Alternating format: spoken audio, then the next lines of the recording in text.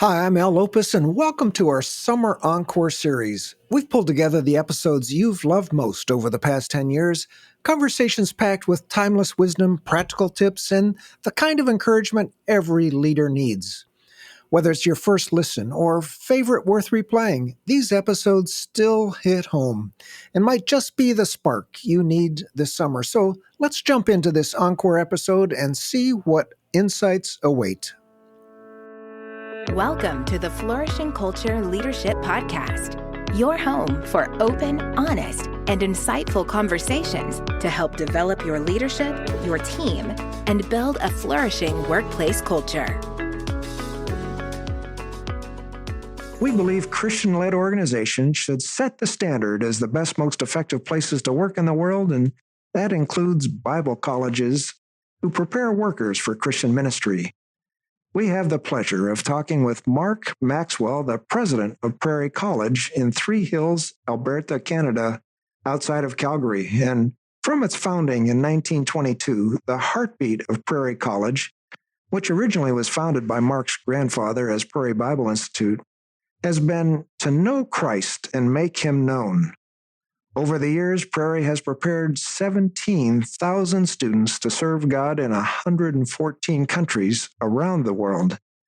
In BCWI's 15-year history and the 900-plus organizations we've had the opportunity to serve, Prairie College has made one of the greatest single before and after improvements of its culture of any of those organizations, and it continues to be an incredible culture transformation.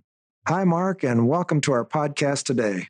Warm greetings, Al. It's a delight to be with you, so thank you for this time. I'm looking forward to it very much. You know, you've got a great message to share with us, Mark, and help us to get to know you a little better. Would you tell us a little bit about your unique background and tell us a little bit about your current role? Well, I didn't land here through normal paths. I was born a missionary kid. So my parents were SIM missionaries in Nigeria, West Africa, born and raised there through my first 18 years. I went into business, got an MBA from Baylor University, and went into finance, investment management, and investment banking. I spent about 20 years in that industry, and in that time had the enormous privilege of working with some tremendous people on what we call Bay Street, kind of the mini Wall Street in Canada, in Toronto. Loved my time there, loved the people there, enjoyed the work. At some point in there, my wife said that she thought it would be nice if I knew the names of our daughters. So I said, okay. I also had the privilege of building two firms with some partners. One went to $4.6 billion in assets under management, another one $4 billion. Each of those was sort of a 2 or 3 year exercise, and then we sold the companies. And then I came home and we built another company, my wife and I, and that was an entire delight. That does not sound like normal preparation for someone who's going to look after a Bible college. Now, I'd always been interested in the Bible college movement.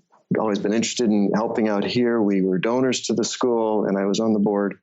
And the school was we weren't sure what was going on, but my wife said finally, maybe you should go out there and see if you can give it a hand. So we decided we would do that on an interim basis. I would come out, she would join me a few months later, and we would see if we could help. And so we came to be interim president, and we're still looking for the right person to take over the job. Well, Mark, everybody's in an interim role. Yeah. 8 years on, interim president. There you go. Great. As you became president, tell us about the challenge facing Prairie College. You and your leadership team. What were the things in your culture that needed attention? What wasn't working? The most obvious was we were losing $1 million a year and had been for probably nearly a dozen years. Now the coffer was depleted, treasury was empty, and it was right on the brink of needing to be closed. One of the first questions that the board asked was, in your first month or two, would you take a look at whether or not we should be closing the school or give it another try? So we were right at that very end. My first board report was entitled Crossing the Red Sea or the Sea of Red, because we were losing so much money. It still took us a year to turn around the losing part of it. So we still lost $1 million in my first year looking after the school. And then we began to climb out of that to where we were more break even. In the last year, we made over $1 million of profit.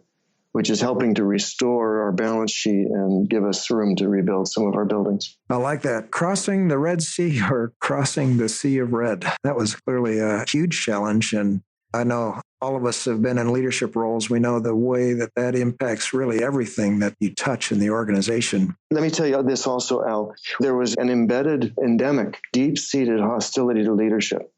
I was at the fulcrum of that hostility because I'd been chair of the board. And so there was very little trust in me. There was siloing and division among the different groups on campus. This is not new in the academic world. There is sort of this propensity to that type of structure. And then the other thing that bothered me, maybe more than it should have, but it did, and that was this sort of use of the word just. We're just this, we're just that. It was kind of this, it's acceptable to be mediocre attitude, which was something that was, in my mind, not what we should be as Christians, nor as academics helping, bring along the next leaders. So that's kind of the quick thumbnail of where we were. Yeah, not a great place to start. And again, you had history as the chair of the board, so they're pointing fingers already when you show up. Wow. I was guilty. Yeah, I was guilty.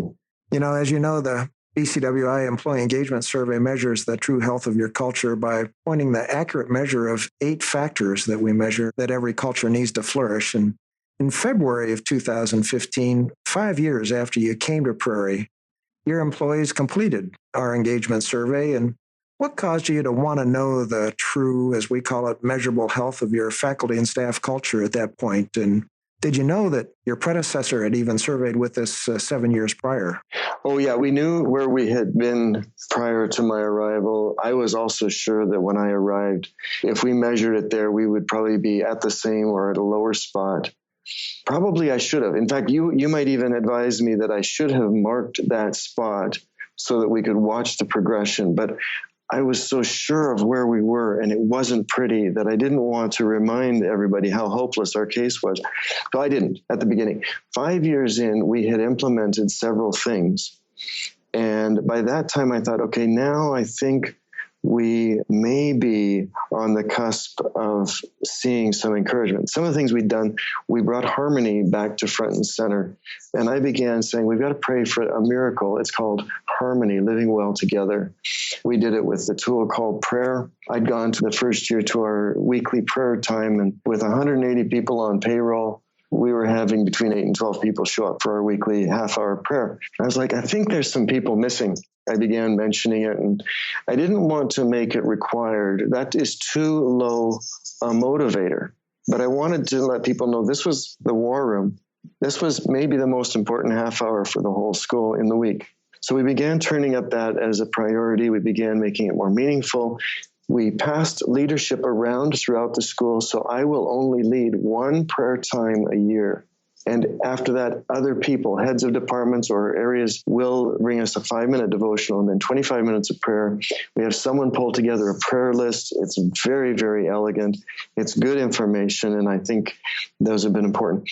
Then we identified our mission and vision. We said we're preparing people to meet the greatest needs of the world. We went back to our core business originally of to know Christ and make him known. We reemphasized our core values of Bible-based, Christ-centered, discipleship living, and mission mandated, not in the term of missionaries, but in the term of mission. I began telling all the bad news up front. My decision on that was, maybe they won't believe me. If I tell them the bad news, they weren't believing the good news anyway. But no, in fact, I was sure that if I came clean on whatever ugly there was, they would trust me when I came up with good news. And so I remember one month, our accountant handed me our financial statements, and we began also with this monthly meeting. So every Wednesday afternoon, 4:00 on the first Wednesday of each month, we would have a family meeting, we called it. Because in family, you can fight and you'll still stay together, you hope. In family, you will be honest with each other. In family, you're not necessarily cooking the numbers. If the soup tasted bad, you're going to talk about the fact that the soup tasted bad. So I was walking into one, it was a February. Our finance director had just handed me our statements, and it said that we lost $500,000 in the month of February. Now, I knew that couldn't be true, but he had handed it to me, and I later figured out what had happened was he had finally caught up on entering all of the backlog of statements.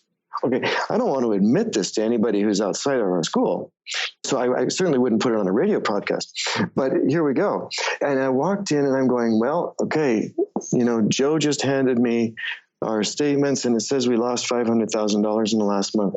No one head for the door. Sit tight. I think there's a better explanation than we lost $500,000 and that's our run rate for the year. Annualize that, there's $6 million. Not likely. However, it showed where we were at on our financial reporting. It was honest. I also figured if people in the room heard that we had lost $500,000 through the rumor mill, it might turn out to be $750,000 or $1 million by the time the rumor's done. And if they hear it separately, somehow I've broken faith with them. So I simply began telling them, what the bad news was. In that case, I think that year we did lose $300,000 on the whole year. But clearly what had happened was we'd had better months the previous several months. And then all of a sudden he caught up on his entries and is like, you can't do that, Joe. That's not his name. You can't do that. You got to keep this current. So we began sort of allowing for people to make mistakes, allowing people to have gaffes and mess ups. And it's okay because everybody is trying. And then when we went to celebrate the wins, it wasn't disingenuous. So those were some of the things. And I felt like we were coming together as a team. So I thought, okay, maybe now is the time. Now, I don't know if you're going to give our score, but I want to just do it just for the fun of it, because I figure someone on your staff nudged our number. Because that was in 2015, and we qualified by the skin of our teeth to be a Best Christian Workplace. And I thought someone must have been kind to us at Best Christian Workplace because our score was 4.01. Yeah. And I'll take it, because it was such a big improvement for us. So you can tell how important it is to that 4.0 number. Yeah, well, 4.0 is where people are certified as a Best Christian Workplace. And again, considering where you were, 7 years before, that's just a remarkable increase and a remarkable improvement, which truly reflects the things that you're talking about. This transparency issue is one that's huge. And again, what you are doing is building trust. Again, you walk in, people are pointing their finger at you. You're the problem now, where are we going to go from here? And I love the idea of harmony, and inviting people to live well together and have family meetings. I mean, that's the body of Christ and the way we had hoped the body of Christ would function. And in fact, there you are working with students, which will be the leaders of the faith and tomorrow. And I just have this passion, this belief that it's in Christian colleges and universities where I believe that the imprint of Christian community should be made in the students' minds so that they can live forward and say, I've seen Christian community in my Christian college and university experience between the students and the faculty and the staff. And that's what I want to carry forward. Yeah, I totally agree. Let me talk about our payroll, if I may, Al. So when I arrived, we had 250 students, not a big school, little school. And we had 180 people on payroll. Let me do those numbers again. 250 students, 180 people on payroll. And our full-time equivalent of students was 250. It was similar to the head count. But our full-time equivalent of payroll was 128. So we really had 2 students for every person on payroll. That is unsustainable. But it's kind of unchristian to lay people off. So we began, almost all of them laid them off myself. Okay? I walked through each person, identifying those we wanted to keep. And then I had to let the rest go. Didn't do it all on one day. I did not try and do a Black Friday. Instead, one by one, individual conversations, one by one over a year, 18 months actually. And by the end of that, we were at 80 people. No, not quite true. We were at 100 and we finally got down to 80. But we reduced our headcount almost by 50% in the first 18 months. And we kept going at it. We're still at 80 8 years later. And our FTE, full-time equivalent employments, 60 people. Now, there is a truth among business books, textbooks that says whoever does the cuts, you know where I'm going? Yeah, right. Can't stay for the rebuild because they have no capital. Whoever comes in to do the cuts spends their capital. They can't stay. Bring in someone new to do the rebuild. Okay, I want to be on record.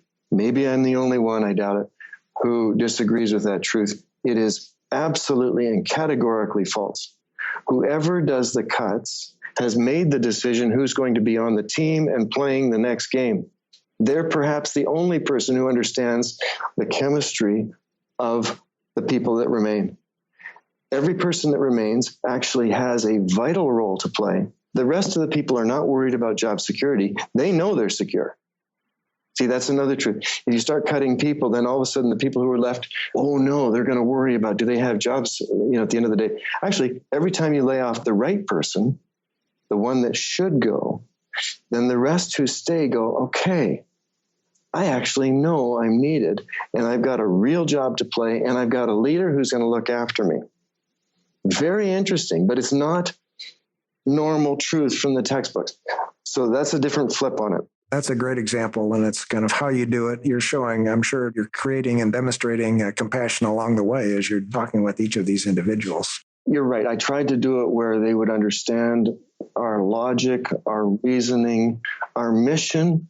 See, quite often to keep two people put our profitability in jeopardy. And therefore our mission was now in jeopardy. And the question you and I would ask of anybody is, does your mission matter? If it doesn't, keep everybody. If it matters, keep only the best people who are going to help you achieve your mission, because it's too important for the future of the kingdom, for the future of the church, for the future of businesses. In 2015, your survey indicated that you've already made significant improvements, as we've referred to already. In fact, your culture had taken a huge jump. I mean, it was a huge jump from toxic to this 4.01, slightly higher than healthy. And the math was all there. We didn't help it at all. Oh, thank you. I did feel you cheering for me, Al. Thank you. I really did.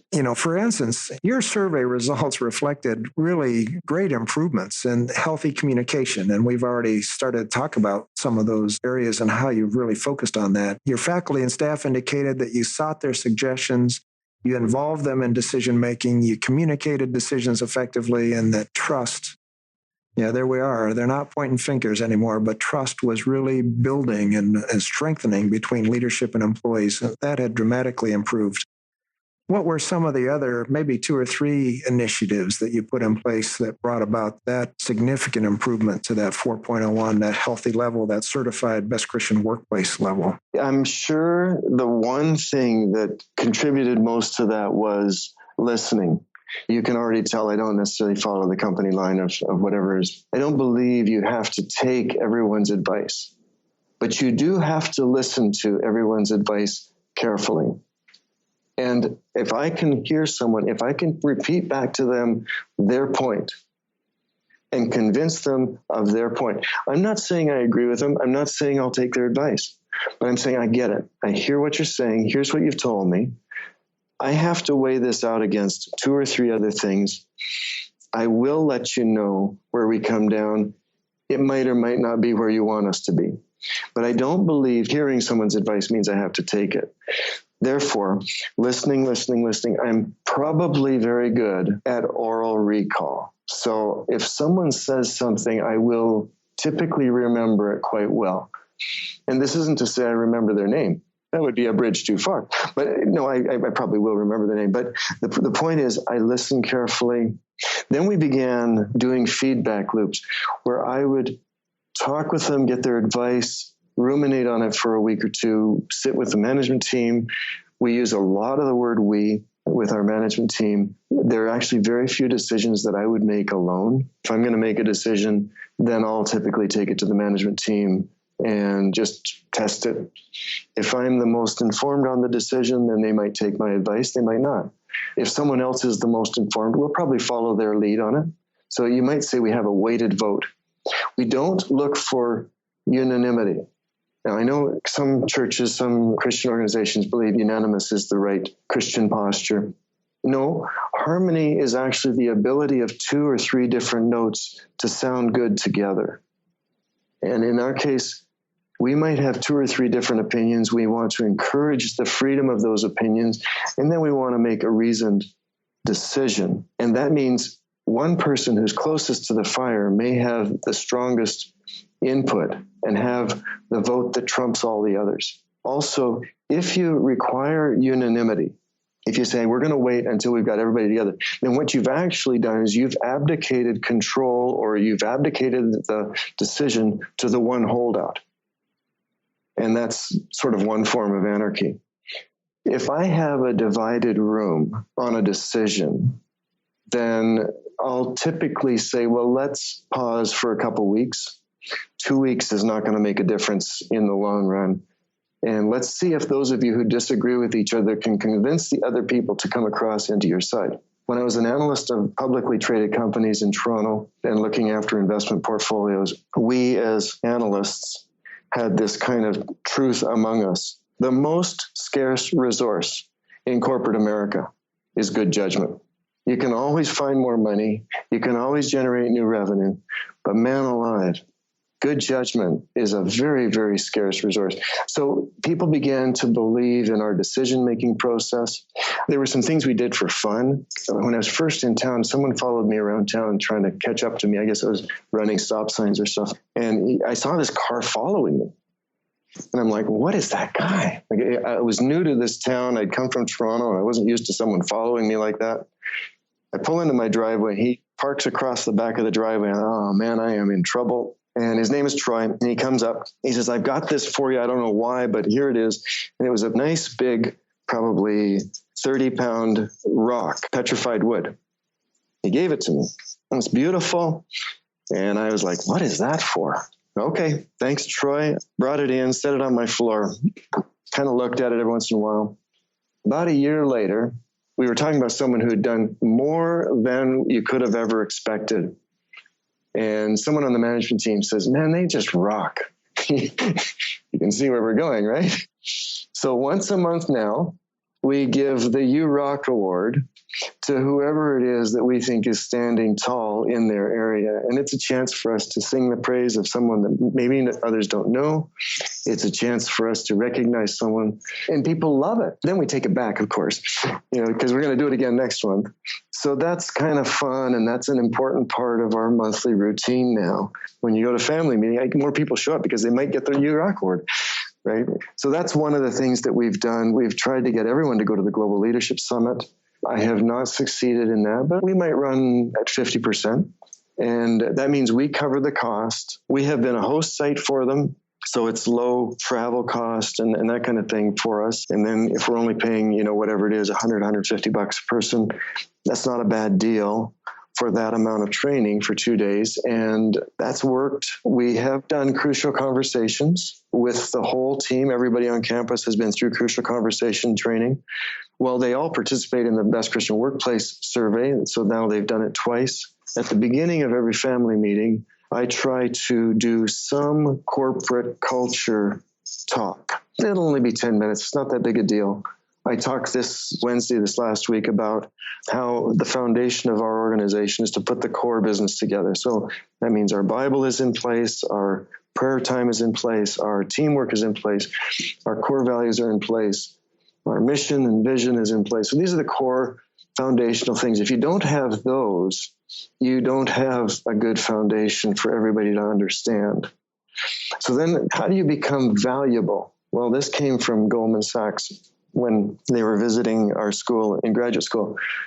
And someone asked, what do you do better than all the other investment banks on Wall Street? Why is it that Goldman has this cachet? And they said, we're available. Wow, that's interesting. I would have thought it was money.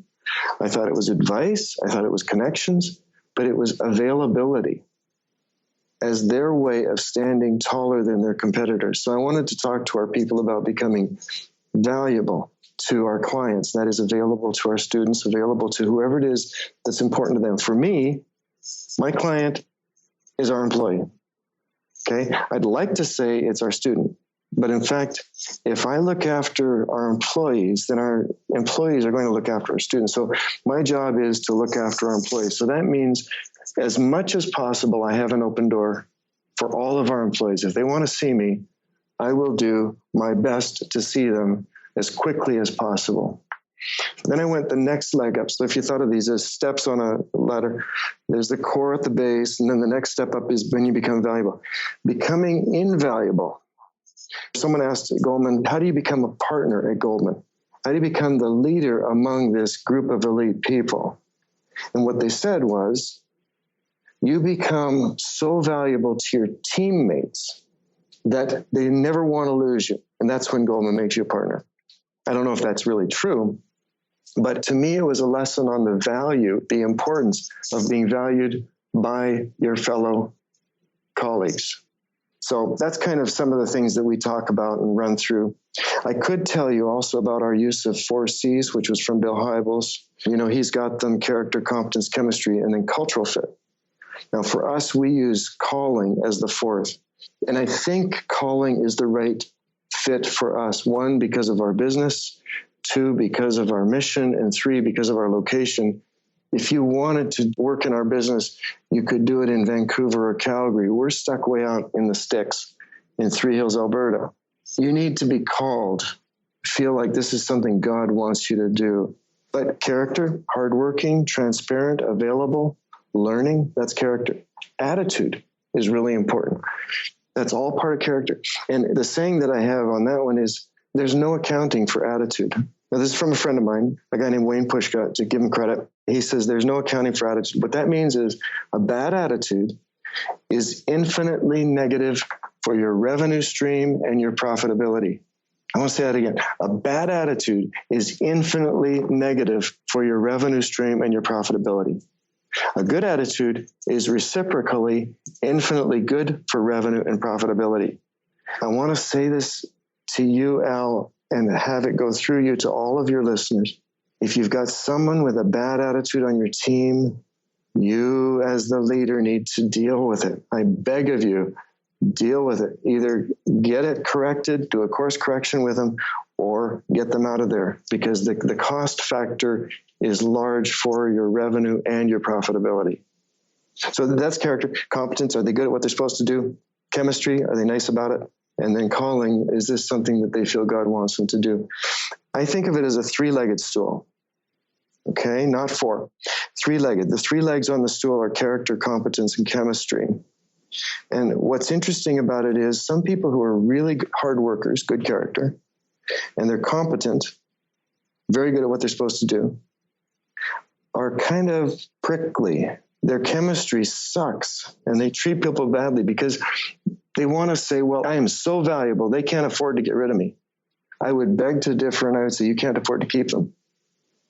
You need all 3 of those legs on the stool equally long and strong, or the stool goes tilt. Now, the cushion on top is the calling. All 3 of those legs good and strong, but if a person isn't called, it's going to wear thin, because your pay grade isn't going to be enough to make them last. Yeah, I like that description, Mark, very much. You know, the 3-legged stool, character, competence, and chemistry, with the cushion, the top of it being calling. That's a very graphic example. You know, when I look at your survey scores and I look at Christian higher education institutions, I always look at the engagement of faculty. You know, that kind of gets to your last comment about attitude. But today, the engagement scores amongst your faculty are fantastic, well into the flourishing level. You know, what have you done to help create such robust workplace engagement amongst your faculty? I'd love to take some credit, but actually, I think God has given us that as a gift. I just really need to give him the credit. I truly love our faculty. I truly love our faculty. And they know I'll go to the wall for them. My job is to clear the road in front of them, to make their lives easier. And it's not my job to completely pay for all of their wishes, and that's unfortunate. I wish I could do that. But if they know that if I'm making a decision they disagree with, I will have thought about it carefully and probably had them in the loop somewhere along the way, so they have an understanding of where we're going and why usually it's something like letting someone go.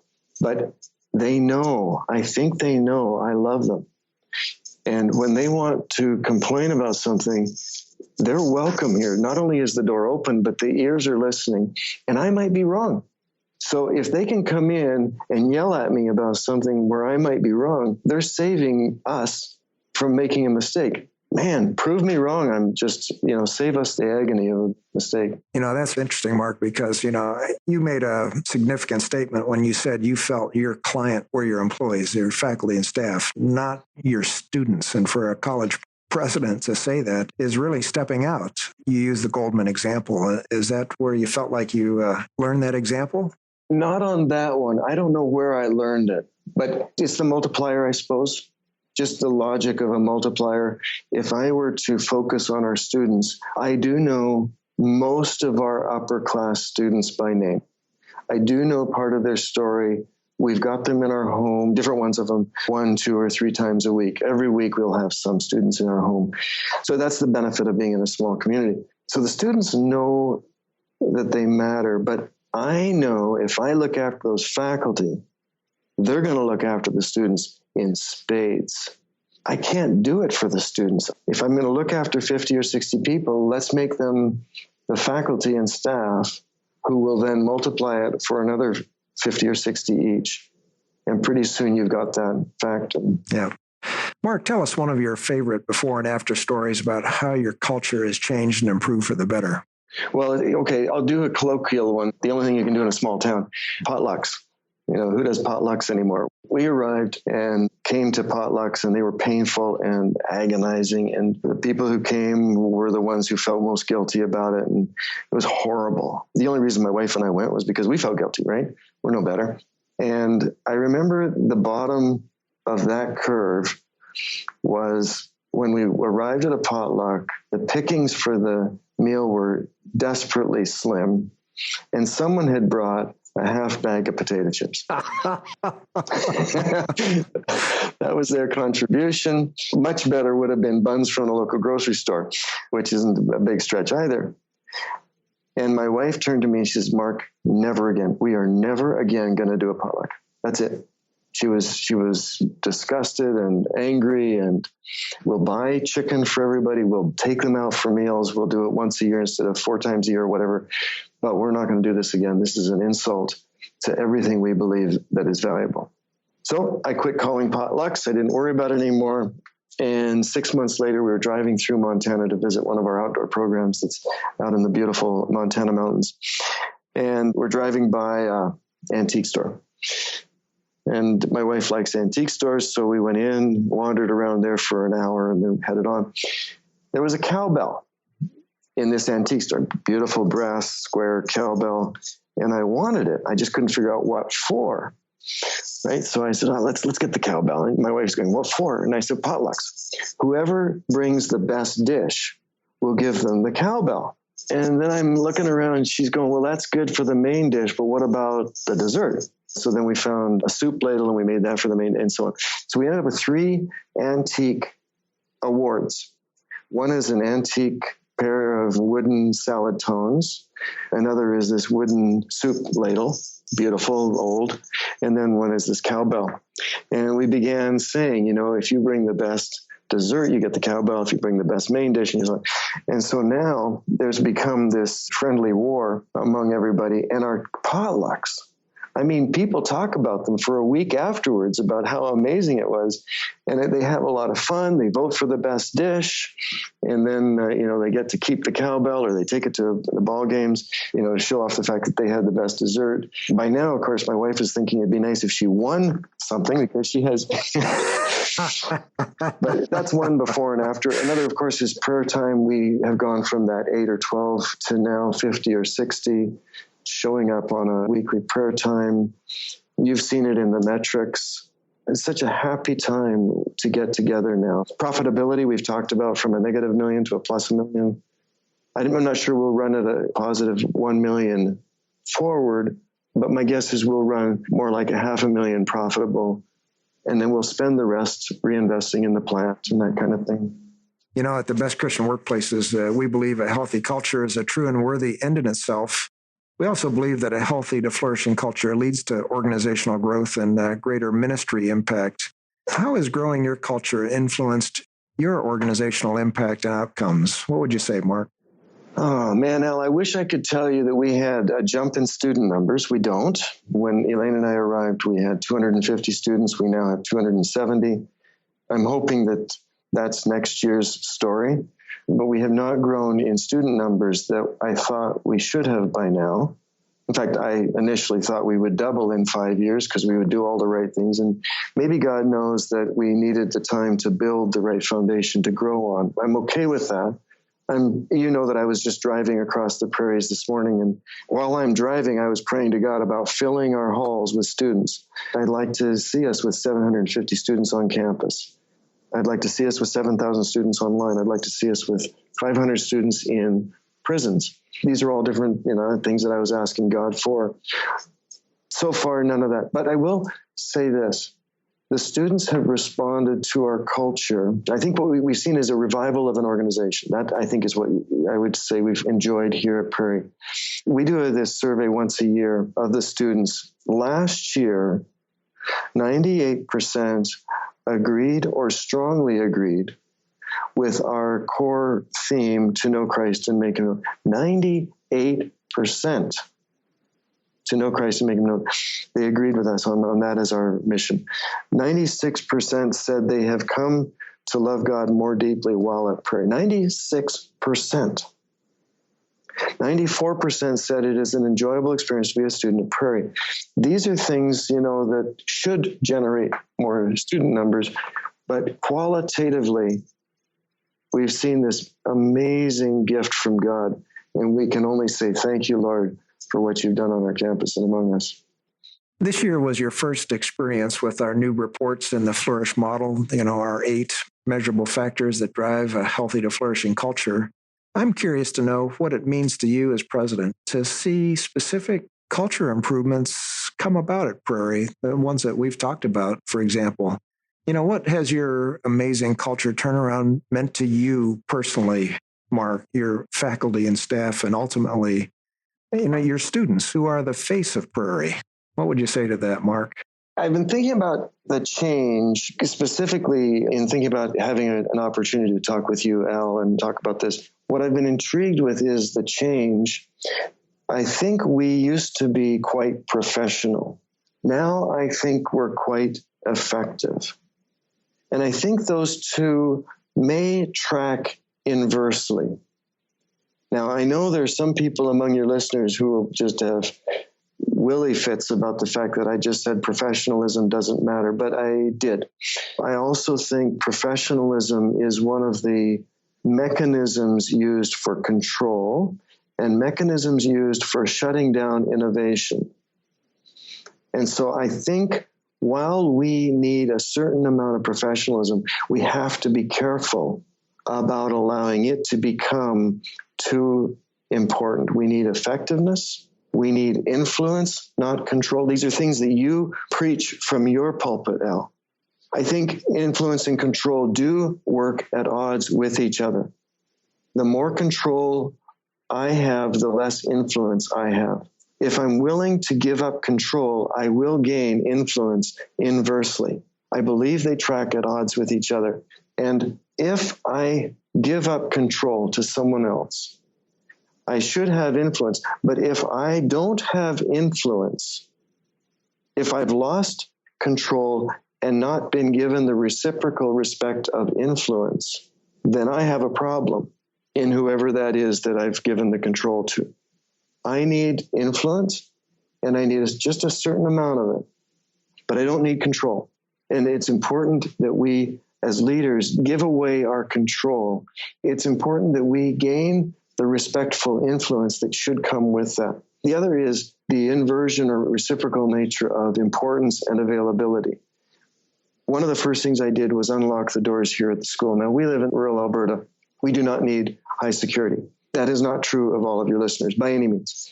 But unlocking doors, having an open door policy is a way of telling people they're important. And that's back to that Goldman qualitative thing of saying, my clients are valuable. They're important. If I'm available to them, I'm communicating that with them. So those are some of the things. I think that answers your question about this turnaround from and to and the priorities that we've had on it. I don't think we've got it figured out, Al. I think we need to keep learning. Quite often, I'm surprised at how colleges and universities are not learning places.